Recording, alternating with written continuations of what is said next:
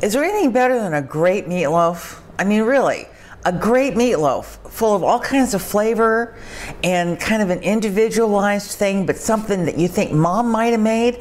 Guess what? I'm making it here today, so stay tuned.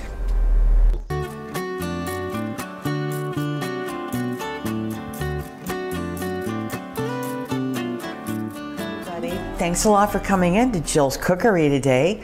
I am making a smashing meatloaf. I mean, it's good, really good.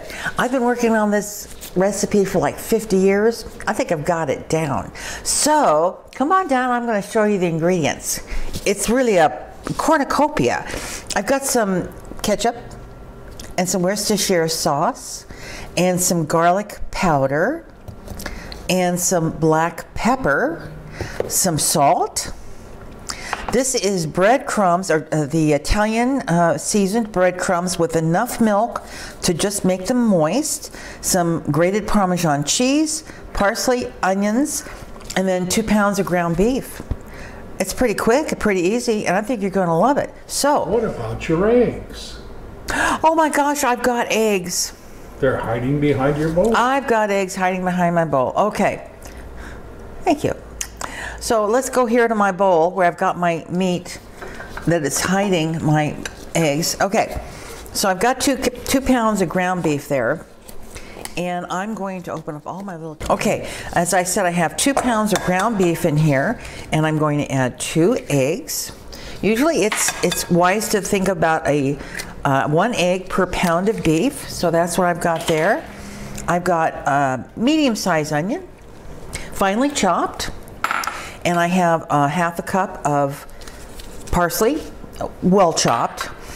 I have a 1/4 cup of just some grated Parmesan cheese. And this is my breadcrumbs, which was a half a cup of breadcrumbs with about an equal amount of milk. And those are going to help moisten that meatloaf. Put that in there. And then I have about 3 tablespoons of ketchup. And a good shake of Worcestershire, maybe 2 tablespoons worth, about a teaspoon of garlic powder, and I'm going to add about half a teaspoon of pepper,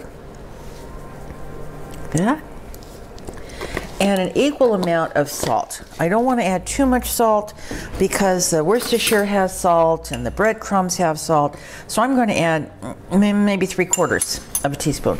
Now, you know, the only thing you can do is just get in here and work it. That's people who try to do it with a spoon and make it look all nice and neat and all that. You just can't. You've got to get in there and mix it with your hand. So I'm going to mix this for a bit and get all the ingredients combined, and then once I have that done, we'll come back and I'll get it shaped into the pan and it will be ready to go into the oven. Okay, so I have that meatloaf well mixed up. All the ingredients are in there. So we're going to come down here and I'm going to show you my pan, and we're going to get that meatloaf shaped. What I have here, and you could use anything. I use my old cast iron fry pan, and I put some aluminum foil in there. You could use a cookie sheet. You know, I always tend to stay away from the loaf pans just because, you know, it'll sit in that loaf pan and all the grease sits in there with it. It really doesn't have a chance to, you know, to like drain out. So here comes my meatloaf, all my wonderful meat, all the seasoning.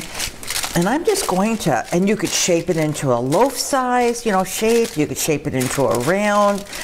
You could make it, you know, thick or thin. That's just kind of where you can kind of, you know, decide how you want to do it. But you really do need to just kind of make sure you've got it packed in there pretty well.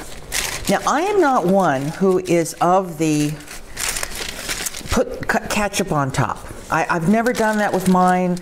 I know there's a lot of people who love that, and if you like that on your meatloaf, I say go for it. But this is just, you know, how I do mine. So I have this nicely shaped into an oval, a loaf kind of, you know, shape. And this is going to go into a preheated 375-degree oven, and I'm going to let it cook for About hour and 15 minutes. Now, you know, if you want to take a thermometer and poke it in there after that time, your meat should really be about 165 degrees. So I would stick a meat thermometer in there. I do, just to make sure it's fully done. You know, ground beef, you just want to be safe with. So I'm going to put this in my 375 degree oven. Once it's done, we will come back and let it rest for about 10 minutes, and then we're going to take a taste. Oh my gosh, this looks so good. It's come out of the oven and it's hot and it's ready for us to take a taste. Are you ready to take a taste of this? It has smelled so good in this house for like the last hour or so. It's like, come on, get ready, get ready. Okay, so here it is. I know it. I'm just like salivating. Here you go, my love. No, no. You have the first bite. Tell me how it is. It smells so good. Wow. Is it good? I don't want to take too big of a bite because then I can't talk. Oh man. Moist, delicious. You taste everything in there. Really good. Just like my mother used to make. I'm going to eat. You tell them. My mother made meatloaves that could be used either for eating or for construction material because it was much stronger than adobe. It was stronger than those bricks you see. Yeah. Anyway, Mom was a food pusher, so may she rest in peace. She was a lovely woman. One time, Jill Ferday and I, or Jill's Cookery, I went down to California to visit my mother, and she knew we were coming, so she cooked meatloafs. Two of them. Now you realize you had to have a hacksaw to cut my mother's meatloafs. It's true. But one thing they made was the world's best meatloaf sandwiches. If you're a meatloaf sandwich person, yeah. So we had meatloaf one night, but my mother made a little extra. So the day we left, my mother made us meatloaf sandwiches for the road. We were driving from Sonoma County to the Portland area, about a 10.5 hour drive. And she didn't want us to go hungry, so she made us 14 great big meatloaf sandwiches. God. And it was just meatloaf, mayonnaise, and salt and white bread. And they were delicious. But 14 of them, I couldn't believe it. I said, what are you doing? You're crazy. You're crazy. Anyway, this is outstanding. Yeah, you can really, he's right. You can taste everything. As he was talking, I tasted the parmesan in there. The Worcestershire comes out. The aroma is wonderful. Oh, it is. It's got the most wonderful flavor and aroma.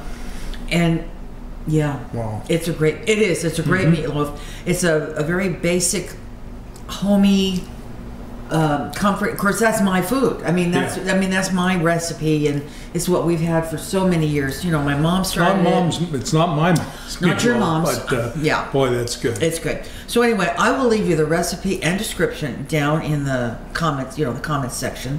I really hope you'll give it a try because it's a dang fine. If you like meatloaf, this is the ultimate comfort food. It is. It's actually very good. Okay, everybody. I hope you'll subscribe if you liked, what you're seeing here at Jill's Cookery. And we will see you all later. Thanks a lot for watching. Bye-bye. Bye.